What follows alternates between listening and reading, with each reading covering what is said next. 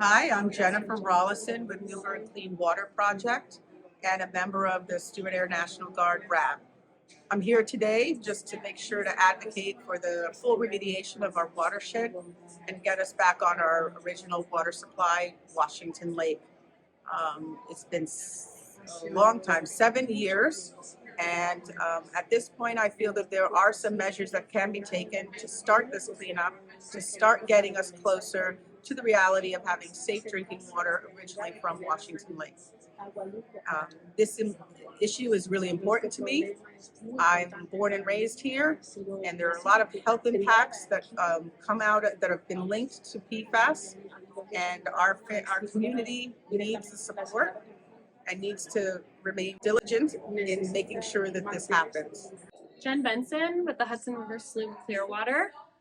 We are here at the Restoration Advisory Board meeting, and as a member of the Restoration Advisory Board and the Environmental Action Director at the Hudson River Sloop Clearwater, we're very concerned with the prolonged timeline for the cleanup and really feel that things need to be sped up here in Newburgh. Communities such as Newburgh should not be left behind and should not be left waiting years and years and years for cleanup activities to take place in order to protect their drinking water supply and restore it so it's drinkable once again.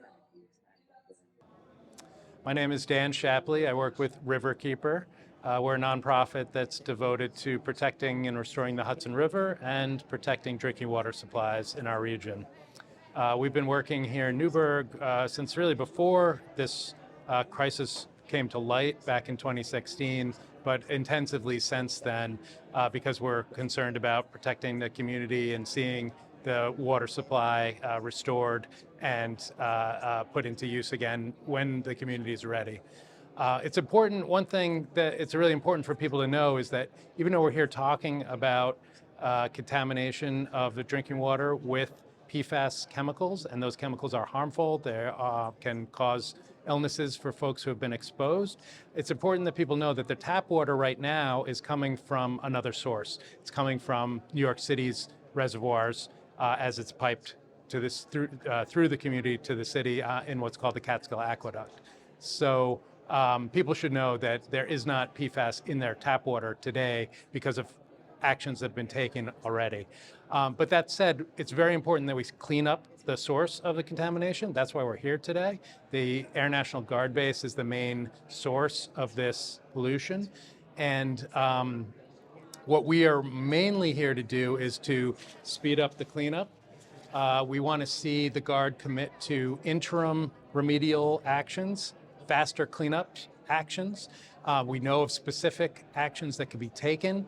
All of them basically involve stopping polluted groundwater from getting into stormwater pipes and otherwise reducing the pollution in stormwater, which is the main source of the problem here. So that's what we're here to do, and we're really happy to see that folks from Newburgh turned out and are learning about this issue. Very grateful also to Outdoor Promise for recording these videos so more people can learn about it. Hello, I'm Bill Meyer. I'm the Restoration Program Manager for the Air National Guard for Stewart Air National Guard Base. Just to give you a brief overview of where we're at in the process, we use the CERCLA cleanup process, which is the Comprehensive Environmental Response Compensation Liability Act, which is known as the Superfund Act. Where we're at is we're doing the remedial investigation where we're trying to delineate the lateral and vertical extent, how far the contaminations went in the soil, groundwater, surface water, and sediment. And what we look at is how the contamination interacts with all those different media. So if there's a release and something goes into the soil, surface water will infiltrate the soil and take it to the groundwater. So we're trying to define where those mechanisms are happening on the base so we can actually come up with a solution to do the cleanup. So based upon the concentrations and that we find during the remedial investigation, this will help us determine how to actually approach the cleanup. So right now we've done the first phase of the investigation. And tonight you can find the information on the poster boards for surface water, soil, sediment, and groundwater. And we're getting ready for this spring to start the second phase of the investigation, which will help fill in the data gaps, the information that's missing to help basically come up with a comprehensive report that spells out here's the how much, where it's at, and how we need to address it. Hi, I'm Mike Ottinger. I am the environmental manager for Stewart International Gardens. What we have here is what is PFAS. So this is an explanation of what PFAS is. This is something that when you spill it on the ground, it stays there. So it doesn't degrade easily, it stays there. So a lot of our contamination, a lot of what is causing the current contamination was from spills back in the early 90s. So this PFAS is the chemical that is in a lot of other manufactured items, as you can see here. So remember when you were a kid and there would be some nonstick cookware and your mom said, when the pan is scraped, don't use it. That's because you were getting exposed to PFAS. Scotch Guard, everyone's spraying their couches. This is PFAS. So anything water resistant, you buy a new pair of boots, you buy a new rain jacket, all that is PFAS. So it is everywhere. And the reason that we have here at the Air National Guard Base is for the firefighting foam. So if you've ever flown out of Stewart Airport, if that plane was to crash and your life was in danger and there was a fire on that plane, our firefighters would spray foam to protect your life, to put that fire out as quickly as possible. So because of a fuel fire, this foam suffocates one of the three main parts they need for a fire is fuel, oxygen, so that will suppress it and be able to put that fire out, so it would save lives for that. Over the years, there was some firefighting usage where, like the FedEx fire of 1996, where a FedEx plane caught on fire on the runway, they sprayed foam to put this out. So from that usage in 1996, we are still seeing contamination from that spot. There is no active contamination. We are not actively spraying this foam, but it is all from historical uses. So that's some of the reason what it is, why we have it. And now we are looking at trying to treat this, and we are trying to find the spots that we can remediate to fix it, so that we don't contaminate anywhere off base and downstream. I'm Walt Howard. I'm a project manager with a company called AECOM, and we're doing the environmental, a remedial investigation for the Air National Guard at the base. And so what we're doing is we're trying to evaluate and delineate the extent of PFAS contamination in soil, and groundwater, and surface water. And so at this point in time, we've completed our first of 4 field mobilizations. During each mobilization, we conduct a certain amount of sample collections. And then at the end of that mobilization, we get the analytical results from those samples, we evaluate them, and from there we look for locations where we need additional data. And when we start this investigation, we go into areas that we believe are source areas where there is likely to be contamination. So then once we get that data, we need to step out to delineate the extent of the contamination. So that's where the second and third and fourth mobilizations come in. So these posters right here are to show some of our results from the first mobilization. All right, and so this poster here shows our groundwater results. There's two posters here. This one is for groundwater results that were from the overburden, about it's soil above bedrock. And this one here is for impacts or sample results for groundwater collected from bedrock. All I can say, I'm not going to get into the detail, but I can say that, we have different color shading symbols indicating, areas of higher concentration or lower concentration. This poster here is a summary of our soil analytical results. And you can see we drilled borings, 68 borings during mobilization 1. And then this is a summary of our results.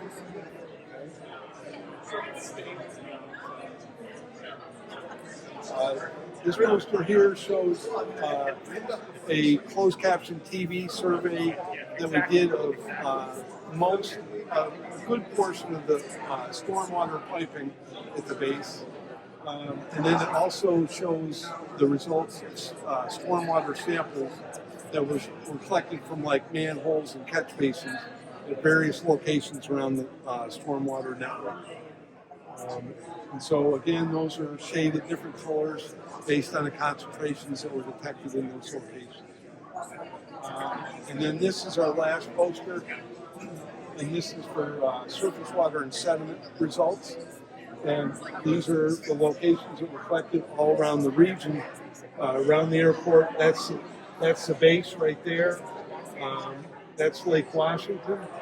And we collected samples in Browns Pond down here, and then all the way down to Beaver Dam Lake. And again, the sample results were shaded based on the concentration ranges that we detected. After this, we're in the process right now of preparing an updated work plan for mobilization 2. We'll submit that to New York State DEC and Department of Health for review and approval. And then once they approve that, then we'll go back in the field probably soon after the first of the year and begin mobilization 2. My name is Bryce Fletcher. I work for Bristol Environmental Services and Weston Solutions, and I'm here to talk about the interim stormwater treatment system. The next 5 slides you'll see are all about the interim stormwater treatment system. It was designed and installed in 2019 and has been in service since July 2020 for over 3 years now. During that time, it's been in operation for 1,175 days. We've treated 466 million gallons of water, and we've stopped about 45% of the bypass from leaving the base. That's been our mission, is to stop bypass and stop untreated stormwater from leaving the base. This here is a picture of the recreation pond. And it shows the different pathways stormwater comes into the pond right now. The interim stormwater system is located on the southern end of the pond. And it is intercepted. We have a pump out in the water in the lake, and it pushing water through our treatment system and discharging over a weir that flows into Silver Stream. So the treatment process has essentially 8 steps. A pump. We can add biofouling chemical control. We have a centrifugal separator. We have 2 stages of sand filtration, 2 stages of bag filtration, and then we have 4 treatment trains that are there to really treat the PFOS and PFOA before going to Silver Stream. And each one of those treatment trains has 2 stages of granular activated carbon and 1 stage of ion exchange resin. So that's the primary treatment system. The next 3 slides, big picture, are just showing you the pump in the pond. Just talks about the biofouling control in our separator. Our sand filtration has a coarse and a fine steps to it. And then our bag filtration, we have primary and secondary bags with 25 and 10 micron. And all those 5 steps are pre-treatment to remove solids from the water so we can treat the PFAS and PFOA, which is what we're really trying to do. But we need to pre-treat it so we can get effective media life with our PFAS treatment. This slide pretty much talks about our PFAS and PFOA water treatment. These are the vessels that we use. You can actually see 3 vessels there. And 2 of the vessels are carbon and 1 of the vessels is ion exchange resin. There's some other pictures of the vessel internals, and you can see some resin here. But we can actually show you some hands-on resin. And the last slide we put together was just describing some of the maintenance that we have to do to keep the system running. Replacing our pump or fixing some insulation or a pipe leak. And then a generator we had to mobilize to keep the system running when power was lost. So that's the treatment overview. This table here is showing you some of the medias. This is our fine, or coarse and fine, so it goes through the coarse and then the fine, and then it goes through the bags in the back. And then this is our carbon and our resin. And if you look at this is our system. This is a view of our system. It's running right now, 503 GPM. And it's showing you, that the pressures on the system and how it's operating. So we can monitor it remotely and just determine when maintenance is needed. My name is Ben Rung. I work at the New York State DEC. We've got 3 slides presented tonight. The first one here is a depiction of the city of Newburgh's drinking water supply area. This is the catchment. This is the area in which rainwater falls and historically entered Washington Lake for use by the city. Since 2016, that has not been the source of water for the city of Newburgh. Since 2016, the city of Newburgh has been taking in water from the Catskill Aqueduct through a pipeline that was constructed earlier that feeds it to their filter plant. That filter plant is depicted in this far poster board. This is the filtration process that water takes before it enters the distribution network for the city. It's filtered through a traditional process, through sand filters and coagulation, then through granular activated carbon. This is what was added in 2018 to remove PFAS chemicals. And finally, it's chlorinated before entering distribution and being given out to city residents.